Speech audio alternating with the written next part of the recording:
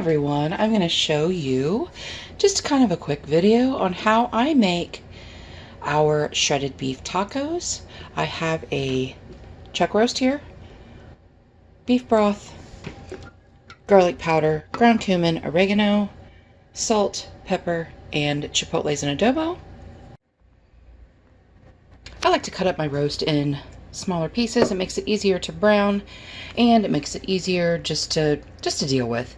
So I do that, and then I put some avocado oil on it and salt and pepper and kind of mix it around just to season.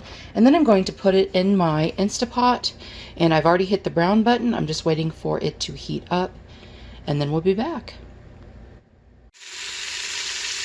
As you can see, it's browning up nicely. Let me pull this over so you can get, I have really bad lighting in the kitchen. So it's browning up nicely. Once it's browned on all sides, I'm going to take it out and put it on a foil-lined pan. That is what the beef looks like, with all sides pretty much browned. I did trim off a lot of the outer fat, the silver skin, the really hard fat that's on there. I trimmed all that off. I do leave some of the marbling in because it adds flavor. Now I'm going to take some chipotles and adobo. Depending on your preferred level of spice, I think it adds a really great smoky flavor, but it can get hot. So we usually use about 4 to 5, and I chop them up really good, and I'll show you that. These are the chipotles and adobo. I did rough chop them. Like I said, depending on your level of spice, you might only want to use 1 or 2, or maybe just 1. They do, like I said, add a really nice smoky flavor, but we like it spicy, so I did 5. Okay, I'm going to put in my broth, and I'm going to take a wooden spoon and get all of that yummy goodness off the bottom. I know it's really dark, guys. I'm sorry. Here, let me pull it out just a little bit. And then I'm going to add my chipotles and adobo, and I'm going to add all of my spices. I added my chipotles in there. I'm going to add garlic powder. I don't measure. I measure with my heart, and that's what my heart tells me. I'm going to add oregano. It's probably about a tablespoon and a half. Now I'm going to add ground cumin. Probably another couple tablespoons of that. I love the taste of cumin. And sorry, you just heard my oven. I am seasoning my cast iron skillet from breakfast. And I just give it a good stir, and then I'm going to put my meat back in. A really important thing to remember is when you are browning meat in a pan or in an electric pressure cooker or anything, make sure you take your meat out before you add a cold or room temperature broth, because the meat will seize and it will get tough. So I'm going to add the meat in, and we'll be back. Okay, that's what it looks like. I'm going to put my lid on,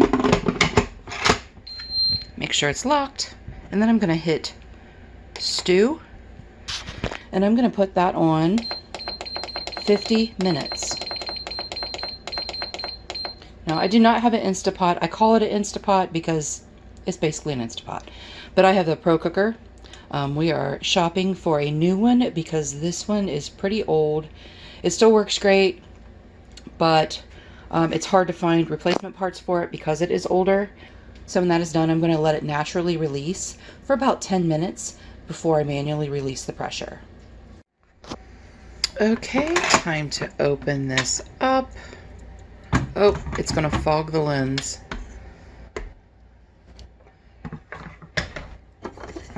Give it a stir. I'm going to get some light in here so that you can see what it looks like. So for my shells, I make a cheese shell. I just take a very small pan and I put a thin layer of cheese. And then when that browns on the bottom, I will flip it over and brown that side, and then put it on some parchment to rest.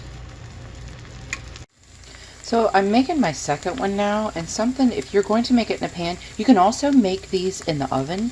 You can just put a piece of parchment paper on a baking sheet and then pat out a little circle of cheese and then put them in probably around, I don't know, 400 for maybe like 5-6 minutes, just until they turn brown. When you're making them in the pan, make sure you kind of loosen the edges a little bit because they'll kind of stick a little bit, but you can see it's getting nice and brown underneath. I like to pat them down with a paper towel because cheese gets greasy when it gets hot. It gets really greasy. So I like to do that before I put the stuff on them.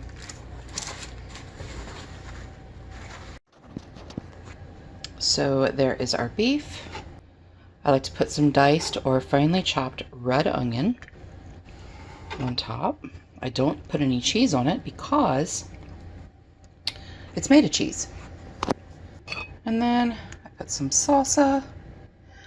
This is a very hot salsa. This is by Mrs. Renfro's. I'll show you. Mrs. Renfro's habanero salsa. I think they have discontinued this because we can't find it anywhere. We found this one.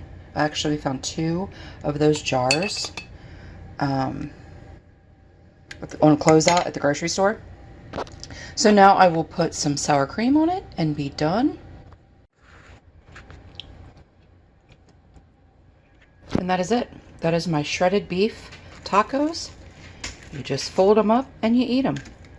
They're a little messy because of the grease from the cheese, and also if you put hot meat on them, then they kind of melt a little bit, but so that's it. Very little carbs. The beef has no carbs. The cheese has very, very little, if any. Sour cream has 1 carb for 2 tablespoons, which this is probably 2.5 tablespoons altogether. And then the red onion has a little bit of carbs in it. Salsa doesn't have any.